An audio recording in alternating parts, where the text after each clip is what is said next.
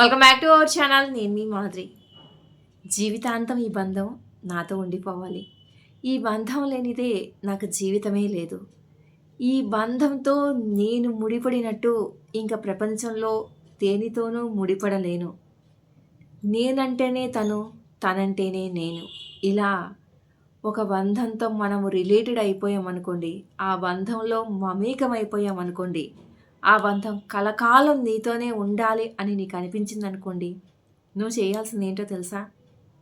ఎప్పటికీ కూడా భరించాలి. భరించే గుణం ప్లస్ క్షమించే గుణం. రెండూ కూడా ఎప్పటికీ నీతో ఉండాలి. నీకే కాదండోయ్, నీ మనసుకి కూడా ఉండాలి. మీరనొచ్చు, మనసు వేరు మనిషి వేరా అంటే ఖచ్చితంగా. మనసు వెళ్ళిన చోటకల్లే మనిషి వెళ్ళలేడు. మనిషి వెళ్ళే చోటకల్లే మనసు రాగలదు కదా! అంటే మనసు, మనిషి వేరు వేరే కదా! మనదే మనసు, కానీ అది రకరకాల దగ్గరికి వెళ్ళి మనల్ని కూడా తీసుకువెళ్ళాలనే ప్రయత్నం చాలా చేస్తదనమాట.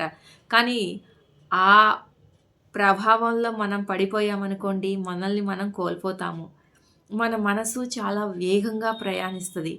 చూసిందల్లే తనకు కావాలి అని అనుకునేలాగా ఒక్కొక్కసారి మనసు మనల్ని ప్రేరేపిస్తది కూడా.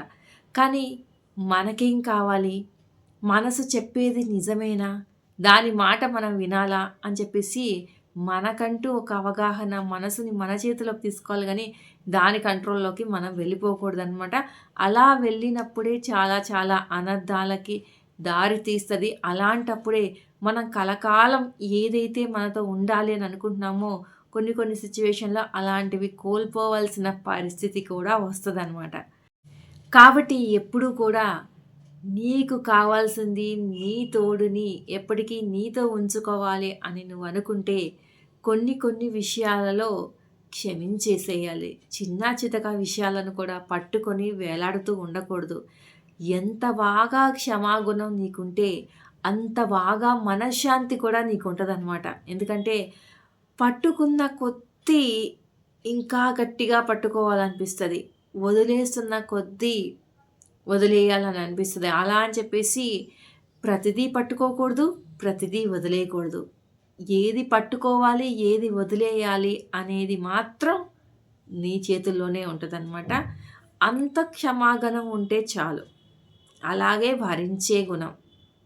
ఈ బంధం నీకు కావాలనుకుంటావు. అలాంటప్పుడు వాళ్ళల్లో కొన్ని నచ్చని విషయాలు నీకుంటాయి. కానీ భరించాలి. భరించితే అది బంధం ఎలా అవుతుందని నువ్వు అనొచ్చు. అడ్జస్ట్‌మెంట్‌లో కూడా బంధం ఉంటదండి. అంటే అవతలి వాళ్ళని నువ్వు భరిస్తున్నావు అనంటే భారంగా ఫీల్ అవుతున్నావు అని కాదు.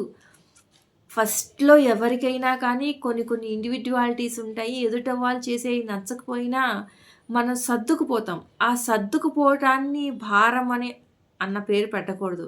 సర్దుకుపోవడం అని అనుకోవాలి. భరించాలి అనంటే భారంగా భరించమని కాదు, ఇష్టంగా భరించమని. అంటే ఆ పర్సన్ నీకు కావాలనిపిస్తుంది. ఆ పర్సన్ నీతో ఎప్పటికీ ఉండాలి అని అనిపిస్తున్నప్పుడు ప్రతి ఒక్కళ్ళు పర్ఫెక్ట్ కాదు కదా! చిన్న చిన్న లోపాలు ప్రతి మనిషికి ఉంటాయి. ఆ లోపాలని కూడా నువ్వు అడ్జస్ట్‌మెంట్‌గానో లేదంటే వాళ్ళతో పాటు దాన్ని స్వీకరించడం నేర్చుకున్నావనుకో, దాన్నే కొన్ని కొన్ని సార్లు భరించడం అంటాము. కొన్ని సందర్భాల్లో అడ్జస్ట్ అవ్వడం అంటాము కదా! భారంగా భరించడం గురించి మాట్లాడట్లేదు. ఇష్టంగా భరించడం గురించి మాట్లాడుతున్నాను. తేడా గమనించండి. ఓకేనా? అలాంటి వ్యక్తిని మీరు కోల్పోకూడదు అనుకున్నప్పుడు, ఈ 2 లక్షణాలని మీకు, మీ మనసుకి కూడా మీరు అలవాటు చేసుకున్నారంటే, చాలా ప్రశాంతంగా అవతలి వాళ్ళ లైఫు ఉంటది. అవతలి వాళ్ళ లైఫ్ ఆటోమేటిక్‌గా ఉందంటే మీ లైఫు ఉంటది. మీరు ప్రశాంతంగా ఉన్నారంటే అవతల వాళ్ళని ప్రశాంతంగా ఉంచుతారు. టోటల్‌గా ఇద్దరి లైఫు బావుంటదనమాట. ఇదండి ఈరోజు వీడియో. వీడియో కనుక నచ్చితే లైక్ చేయడం మర్చిపోవద్దు. మరిన్ని ఇలాంటి వీడియోస్ కోసం వెంటనే ఛానల్ సబ్స్క్రైబ్ చేసుకొని, పక్కనే ఉన్న బెల్ ఐకాన్‌ని కూడా ప్రెస్ చేయండి. అప్పుడే నేను పెట్టే డైలీ నోటిఫికేషన్స్ మీ దాకా వచ్చేస్తాయి.